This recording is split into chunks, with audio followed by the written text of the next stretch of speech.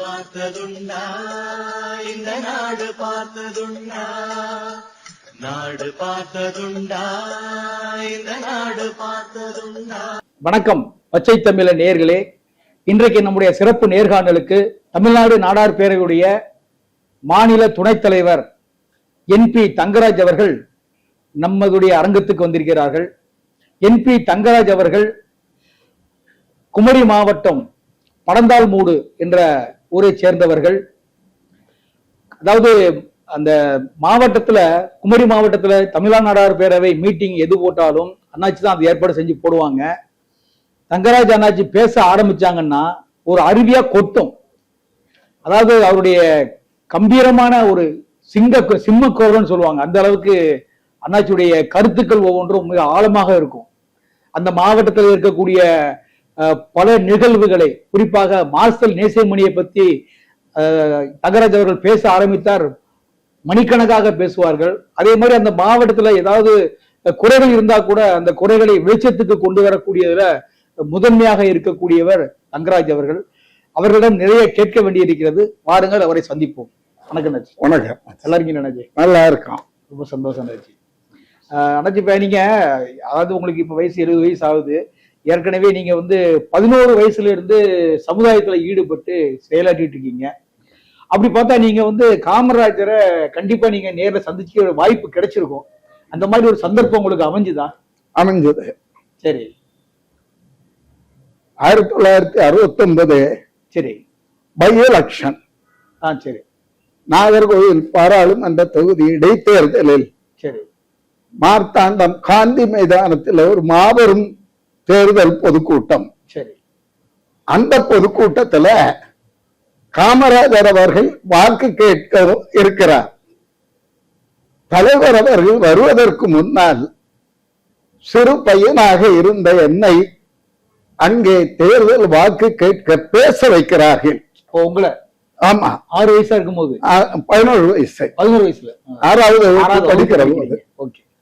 அப்போ பேசிக் கொண்டு இருக்கிற பொழுது பெருந்தலைவர் அவர்கள் வந்து விட்டார்கள். சரி. அவர் பேச்சை கூர்ந்து கவனிக்கிறார். பேசி முடித்ததும் என்னை தனது பக்கத்திலே அழைத்தார். என்ன படிக்கிறாய் என்று கேட்டார். 6வது என்று சொன்னேன். முதுகிலே தட்டிவிட்டு சொன்னார், உனக்கு அரசியல் வேணாம்னு ஒழுங்கா படி. அப்படி என்று சொன்ன ஒரு தலைவன் தமிழகத்திலே பெருந்தலைவரை தவிர வேறு எந்த தலைவருமே கிடையாது. அதிலிருந்து பெருந்தலைவருடைய பக்தனாக மாறிவிட்டேன். அது மட்டும் இல்லாம இப்ப காமராஜர் கட்டிய அணைகள் பல அணைகள் கட்டினாலும் இப்ப உங்க மாவட்டத்துல கோதையாறு மிகவும் பிரசித்தி பெற்ற ஒரு அணை. அதுல அணை மட்டும் இல்லாம அதுல இருந்து வர்ற தண்ணியில மின்சாரம் வேற தயாரிச்சுட்டு இருந்தாங்க. ஆனா சமீபத்துல ரொம்ப நாளாவே அந்த மின்சாரம் தயாரிக்கப்படல அப்படிங்கிற மாதிரி கேள்விப்பட்டோம். அதை பத்தி எப்படின்னாச்சு? உண்மைதான். பெருந்தலைவர் காமராஜ் அவர்கள் முதலமைச்சராக இருக்கிற பொழுது அப்பர் கோதையார், லோவர் கோதையார் 3 திட்டங்கள் வெறும் பாசனத்துக்கான திட்டம் மட்டுமின்றி அந்த நீரிலிருந்து நீர்மின் எடுக்கின்ற திட்டம் காங்கிரஸ் கட்சி ஆட்சியில இருந்த வரைக்கும், குறிப்பாக 1967 வரைக்கும் அந்த நீர்மின் திட்டம் ஒழுங்காக நடைபெற்றுக் கொண்டிருந்தது. காமராஜருக்கு பிறகு அந்த கேட்டால் நீர்மின் திட்டம் செயல்படவில்லை. காரணம், நீர்மின் திட்டத்துக்கான என்ஜின், மிஷின், ஜெனரேட்டர் செயல்படவில்லை என்று சொன்னார்கள். இது நாள் வரையிலும் அதை செயல்படுத்தியதாக தெரியவில்லை. 67க்கு அப்புறம் 2026 வரைக்கும் 60 வருஷம் இல்ல. இதுக்கு முன்னாடி ஆண்ட ஆட்சியாளர்கள் திராவிட கட்சி ஆண்டுச்சு, அதிமுக ஆண்டாங்க. அவங்க அப்ப இருக்கக்கூடிய முதல்வர்களும் அது அக்கறை காட்டல. திராவிட கட்சி திமுகவை பொறுத்தவரையில நெல்லை எங்களுடைய எல்லை, குமரி எங்களுக்கு தொல்லை என்று சொன்னார்கள். அதனால் கவனம் செலுத்தவில்லை என்று எண்ணணும்.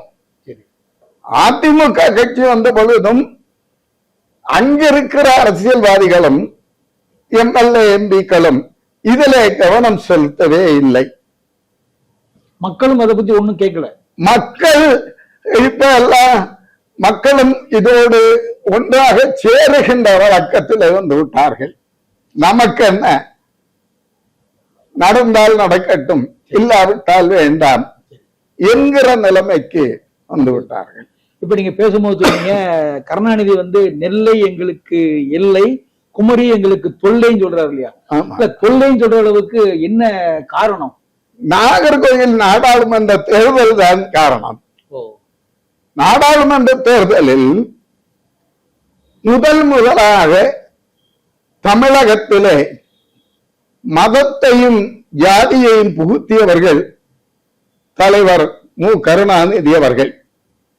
சிறு பையனாக இருக்கிற பொழுது 1969 நாகர்கோவில் நாடாளுமன்ற தேர்தலில் காமராஜ் அவர்கள் போட்டியிடுகிறார்கள்.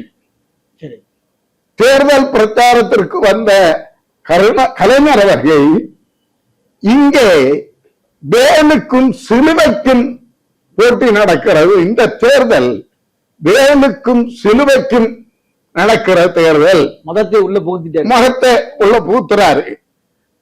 அது மட்டுமல்ல, மேரியின் மகன் மத்தியாஸ் வேண்டுமா, வேலு காமராஜ் வேண்டுமா, அப்படி என்கிற இதை முதலிலே புகுத்தியது திராவிட கட்சி தான். தேர்தலின் போது நாகர்கோயிலே சீட்டு விளையாடி கொண்டிருந்த கிட்டு அவர்களுக்குள்ளே நடந்த தகராறிலே கொல்லப்படுகிறார். அதை அரசியலாக்கி சிட்டன பறந்து கூட்டணிக்கு வேலை செய்த கிட்டுவை கொண்டனர் பாவிகள். வன்முறை ஒளியட்டும், நீதி நிலைக்கட்டும் என்று பிரச்சாரம் செய்தார்கள் காமராஜருக்கு எதிராக. அது மட்டுமல்ல,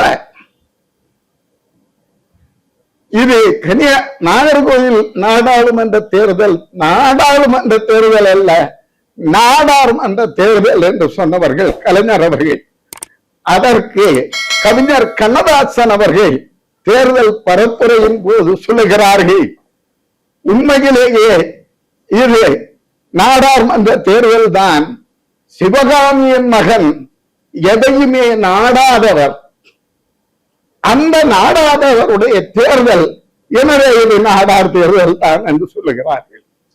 ஆக முதலாக தமிழகத்திலே மதத்தையும் சமுதாய உணர்வையும் புகுத்தியவர்கள் கலைஞர் அவர்கள் என்பது தெள்ளத் தெளிவாக சொல்லப்படும். அதற்கு பிறகுதான் இந்து கிறிஸ்தவ இதுகள் எல்லாம், பிஜேபி, இந்து முன்னணி எல்லாம் இருக்கிறது எல்லாம் அதற்கு பிறகுதான். அது முதலில் தூபம் போட்டது அவர்தான். தூபம் போட்டது 1969 தேர்தலிலே கலைஞர் அவர்கள். ஆனால் மக்கள் காமராஜரை மதமாக பார்க்கவில்லை, ஜாதியாகவும் பார்க்கவில்லை. விருதுநகரிலே கல் என்று தூக்கி எறிந்த காமராஜரை கல் அல்ல, இது கடவுள் என்று பாராளுமன்றத்துக்கு அனுப்பியவர்கள் குமரி மக்கள், அதிலும் குறிப்பாக அன்றைய நாகர்கோயில் தொகுதி மக்கள். இப்ப குமரி மாவட்டத்துல வந்து பாத்தீங்கன்னா மேற்கு தொடர்ச்சி மலைகள் வந்து கொஞ்சம் கொஞ்சமாக வெட்டி பிளந்து கேரளாவுக்கு கடத்திட்டு இருக்காங்க. கனிம வளம் வந்து அங்கிருந்து அங்க கடத்தப்படுது, கொண்டு போறாங்க. இதுக்கும் நம்மளுடைய தமிழக அரசு வந்து அனுமதி கொடுக்குது. ஆனால் கேரளால எங்க பார்த்தாலும் மலைகள் தான். அங்க வந்து ஒரு சிறு துரும்பை கூட அங்க வெட்ட முடியாது மலையை. ஏன்னா அரசாங்கம் வந்து அதுக்கு ஒரு கடுமையான கட்டுப்பாடு வச்சிருக்காங்க, எதுவும் வெட்டக்கூடாதுன்னு. ஆனா அந்த கவர்மெண்ட்டுக்கு இருக்கக்கூடிய ஒரு கனிம வளத்து மேல இருக்கக்கூடிய ஒரு ஆர்வம் தமிழ்நாட்டில் இருக்கக்கூடிய அரசியல் கட்சி தலைவர்களுக்கும் இல்ல, முதல்வர்களுக்கும் இல்ல. அங்க இருக்கக்கூடிய மக்களுக்கு அந்த மாதிரி ஒரு நம்ம கனிம வளங்கள்லாம் வெட்டி கொண்டு போகப்படுது, இதை தடுக்க முடியுமா முடியாதாங்கிற ஒரு எண்ணம் இருக்கா இல்லையாச்சு? மக்கள் பலகட்ட போராட்டங்களை முன்னெடுத்தார்கள். நாங்களும் அந்த போராட்டத்தில் முன்னெடுப்பு செய்தோம். அப்போதுதான் எங்களுக்கு தெரிகிறது எல்லா அரசியல் கட்சிகளும் இதிலே உடந்தையாக இருக்கிறார்கள். ஆளுகின்ற அரசு மட்டுமல்ல, அரசியல் கட்சிகள் அத்துணையும் உடந்தையாக இருக்கிறார்கள். அப்போது நான் கேட்டேன், நம்முடைய மனோ தங்கராஜ் அவர்கள் அமைச்சராக இருந்தார்கள், பால்வளத்துறை அமைச்சராக இருந்தார்கள். அவருடைய வீட்டிற்கு பக்கத்தில் இருக்கிற கருங்கல் பக்கத்தில் இருக்கிற மலையை உடைக்கிற போது பஞ்சாயத்து உறுப்பினர்கள் பஞ்சாயத்து அலுவலகத்திற்குள்ளே உள்ளிருப்பு போராட்டம் நடத்துகிறார்கள். அதற்கு ஆதரவு தெரிவித்து நாங்கள் பேசினோம், பொதுக்கூட்டம் போட்டு. அப்போது நான் கேட்டேன், கேரளாவிலே இத்தனை மலைகள் இருந்தாலும் ஒரு ஜல்லியை கூட எடுக்க முடியவில்லை, அரசு அதற்கு அனுமதியும் கொடுக்கவில்லை. ஆனால் தமிழகத்திலே மட்டும் இது என்ன புறம்போக்கு நிலமா என்று கேள்வி கேட்டேன். கேட்டுவிட்டு சொன்னேன், கேரளாவில் இருந்து ஒரு கூடை நிறைய கேரளா மலையை உடைத்து சல்லியை கன்னியாகுமரி மாவட்டத்திற்கு கொண்டு வந்தால் 1 கோடி ரூபாய் அமைச்சருக்கு கொடுக்கலாம் என்று சொன்னேன். சரி, அதற்கு பிறகு அந்த போராட்டம் எல்லாம் நாம் தமிழர் கட்சி பிள்ளைகள் முன்னெடுத்து ஓரளவுக்கு வெற்றியை கொண்டு வருகிறார்கள். குறிப்பாக குமரி மாவட்டத்தினுடைய காவல் கண்காணிப்பாளர் டாக்டர் ஸ்டாலின் அவர்களை பாராட்டியே ஆக வேண்டும். அவர் இந்த கனிமவள லாரிகளால் ஏராளமான கொலைகள் நடைபெற்றது. ரோடில் போகிற போது ரேஷ் டிரைவிங், பள்ளி மாணவிகள், பெரியவர்கள், அரசு அலுவலகத்தில் வேலை பார்க்கிறவர்கள் நிறைய பேர் இருந்தாங்க. அப்போது நடந்த போராட்டத்தில் ஸ்டாலின் அவர்கள் ஒரு உத்தரவு போட்டார்கள், குமரி மாவட்டம் வழியாக கனரக வாகனங்கள் செல்வதற்கு தடை விதித்தார்கள். இருந்தாலும் ஆட்சியாளர்கள் அதற்கு எதிராக இருப்பது ஒன்று தெரிகிறது. எனவே இருக்கிற எம்எல்ஏ, எம்பி, ஆட்சியாளர்கள் சொல்வது என்ன என்று சொன்னால், மத்திய அரசுடைய கட்டுப்பாடில் தான் இது இருக்கிறது, எனவேதான் இது கனிம வளங்கள் கடத்தப்படுகிறது என்று சொல்கிறார்கள். ஏன் அதே கட்டுப்பாடிலே இருக்கிற கேரளாவில் இருந்து வெட்டி எடுக்கப்படவில்லை? அந்த கேள்வி எழுகிறது அல்லவா? தமிழகத்திலே மத்திய அரசுடைய கட்டுப்பாடில் இருக்கிறது என்றால் இந்தியா முழுவதும் மத்திய அரசுடைய கட்டுப்பாடில் தானே இருக்க வேண்டும். ஏன் கேரளாவில் இருந்து எடுக்க முடியவில்லை? அந்த திட்டம் கேரளாவுக்கு பொருந்தவில்லையா? மக்கள் கேட்கிறார்கள். ஆனால் அரசியல்வாதிகளும் இது என்பதோ ஆட்சியாளர்களும் உடந்தையாக செயல்படுவது போன்று தெரிகிறது. இருந்த ஆட்சியும் சரி, தற்போதைய ஆட்சியும் சரி என்றே சொல்ல வேண்டும். இப்ப கனிமவள கொள்கையை இங்கிருந்து அடிச்சுட்டு போறாங்க. ஆனா கேரளால இருக்கக்கூடிய மருத்துவ கழிவுகள், கோழியுடைய கழிவுகள் எல்லாம் தமிழ்நாட்டுல கொண்டு வந்து குறிப்பா குமரி மாவட்டத்தை வந்து கொட்டிட்டு போயிடுறாங்க. அதுக்கும் நிறைய போராட்டங்கள்லாம் நடந்துச்சு. இப்ப அந்த மாதிரி கழிவுகள்லாம் இப்ப கொட்டப்படுதா? இப்ப கொட்டுவது ஏமாத்தி 1-2 நடக்கிறதை தவிர மற்றபடி கழிவுகள் கொண்டு வருகிற வண்டிகளை, அதுவும் நாம் தமிழர் கட்சியை சார்ந்த பிள்ளைகள் பிடித்து காவல்துறையிலே ஒப்படைத்ததன் காரணமாக இப்போ தற்போது அது குறைந்து விட்டது. இப்ப குறிப்பா வந்து இப்ப தென் மாவட்டங்கள்ல பாத்தீங்கன்னா திராவிட மாடல் ஆட்சியில இருக்கும் போது அங்க இருக்கக்கூடிய சபாநாயகர் அப்பாவு அவருடைய கண்ட்ரோல்ல தான் அந்த கனிம வளங்கள்லாம் கடத்தப்படுது, அவரு தான் இதுக்கு உடந்தையா இருக்காரு அப்படிங்கிற மாதிரி எல்லாம் சமூக வலைத்தளங்கள்ல நிறைய வந்துட்டு இருக்கு. நீங்க அதை பத்தி என்ன நினைக்கிறீங்க? அது உண்மைதானா? 100% உண்மைதான். சரி,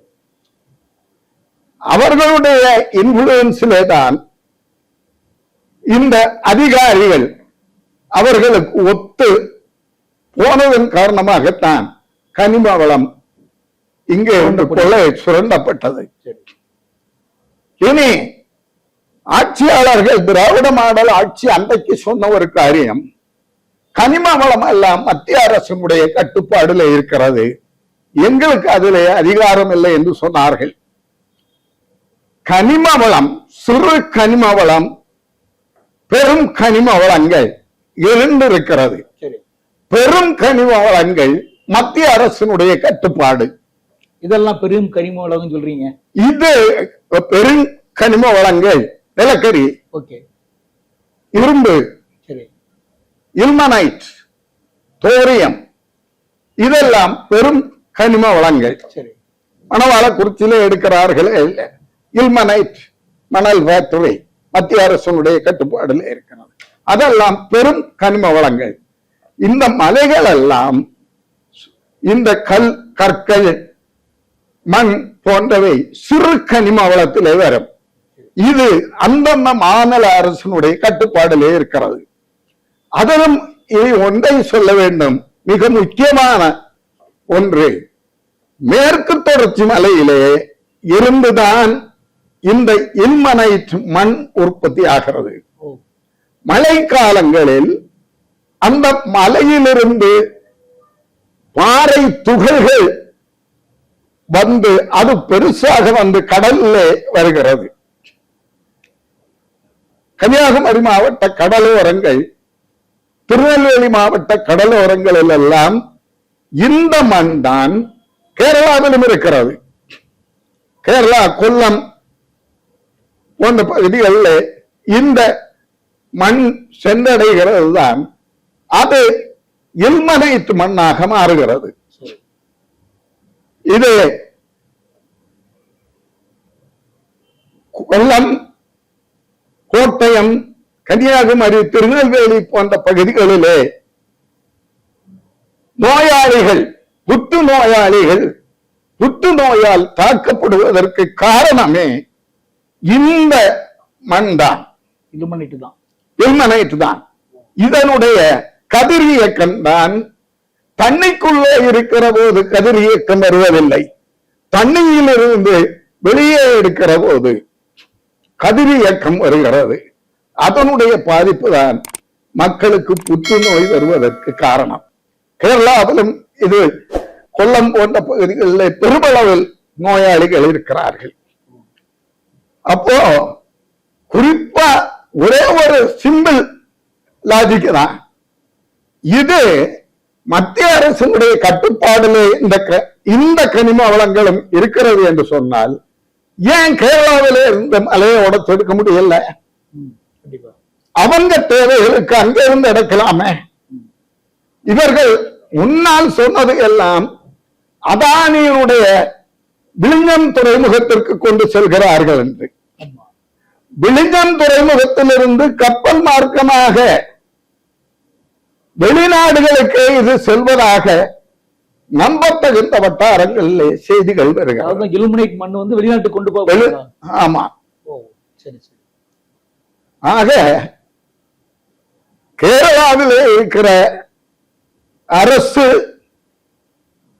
தைரியமான அரசு ஆண்மையோடு செயல்படுகிறது. தமிழகத்திலே அது செயல்படுகிறா என்கிற சந்தேகம் எழுப்புகிறது. இப்ப வந்து திராவிட மாடல் ஆட்சி, அதாவது அதிமுக ஆட்சி முடிஞ்சது, திராவிட மாடல் ஆட்சி முடிஞ்சது, இப்ப புதுசா வந்து தாவேக்கு ஆட்சி வந்திருக்கு. இவங்க வந்ததுனால நீங்க சொன்ன இந்த குறைகள் எல்லாம் களையப்படுமா இல்ல தொடருமா? நீங்க எப்படி நினைக்கிறீங்க? இது களையப்படும் என்கிற நம்பிக்கை எனக்கும் இல்லை, குமரி மாவட்ட மக்களுக்கும் இல்லை. காரணம் சுத்தமா இல்லை. காரணம் எல்லாரும் இதிலே ஆதாயம் தேட பார்க்கிறார்களே தவிர மண்ணை காக்க வேண்டும், மண் வளத்தை காக்க வேண்டும், மனிதனை காக்க வேண்டும், இயற்கையை காக்க வேண்டும் என்கிற எண்ணம் இருப்பதாக தெரியவில்லை. இவர் முதல்வர் வந்து நான் மக்களுக்கான முதல்வர், மக்களுக்கு என்ன தீங்கு நினைக்குதோ அதை நான் நடக்க விட மாட்டேன்னு சொல்லிட்டு இருக்கு. பேச்சில போதாதில்ல, செயலிலே காட்ட வேண்டும் அல்லவா? சொல்லுகின்ற போது ஒருவேளை சொல்லலாம் 6 மாசம் பொறுத்திருக்கலாமே என்று. இதுக்கு 6 மாசம் எதுக்கு?